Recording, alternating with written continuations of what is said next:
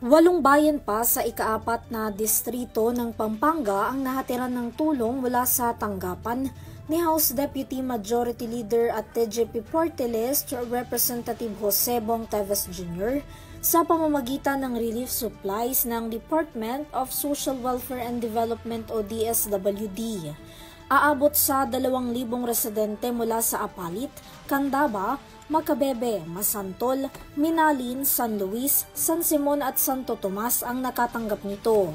Ayon sa ilang nanguna sa distribusyon ng mga food packs, malaking bagay na sa bawat pamilya ng mga benepisyaryo ang tulong na dinala ni Kong Teves, lalo na't kagagaling lang din daw ng mga nabanggit na lugar sa nagdaang kalamidad. Malaking tulong po, unang-una po, kararaan lang po ng bagyo.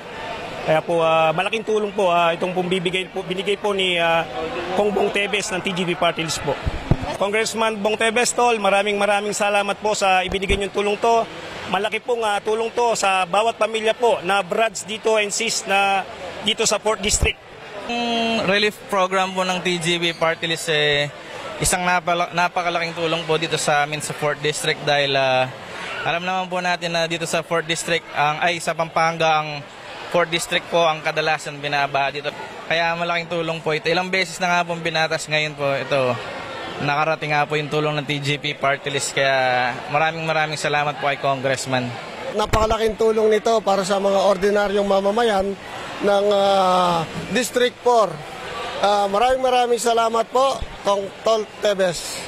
Sa katulad po naming Maralit, isang malaking tulong po ang pinagkakalo po sa amin ni TGP Party List nominee Brother Bong Teves. Malaking bagay po ito, lalo na po yung mga kapatid namin na medyo walang-wala, ganon. Yung mga kapatid namin na medyo kulang po dun sa tinatawag nilang minimum na sahod. Napakalaking tulong po ito, lalo-lalo na sa mga brad namin. Kong, maraming salamat po, Kong, sa walang sawang pagtutulong.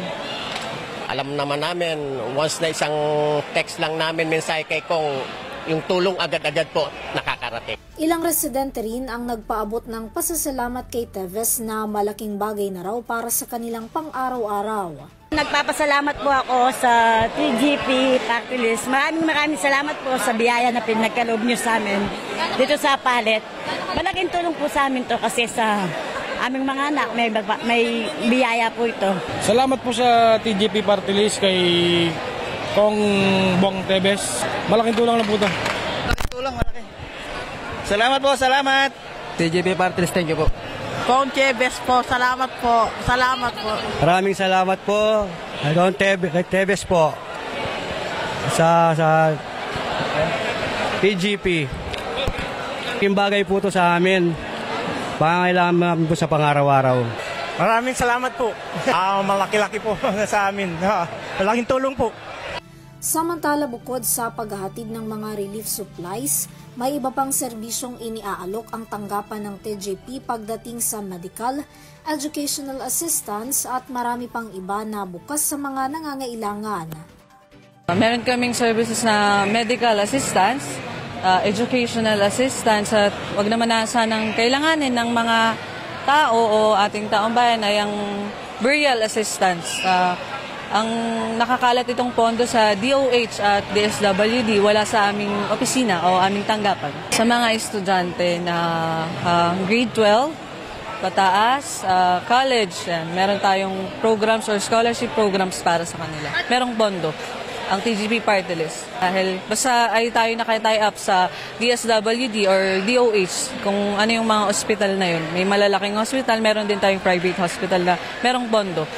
Bukod sa Pampanga at iba pang mga naunang lugar na kanilang nabisita, asahan daw na marami pang iikutin ang kanilang tanggapan sa mga susunod na araw. Para sa YurTV News, Vanessa Cleofa sumasaludo sa bawat Pilipino.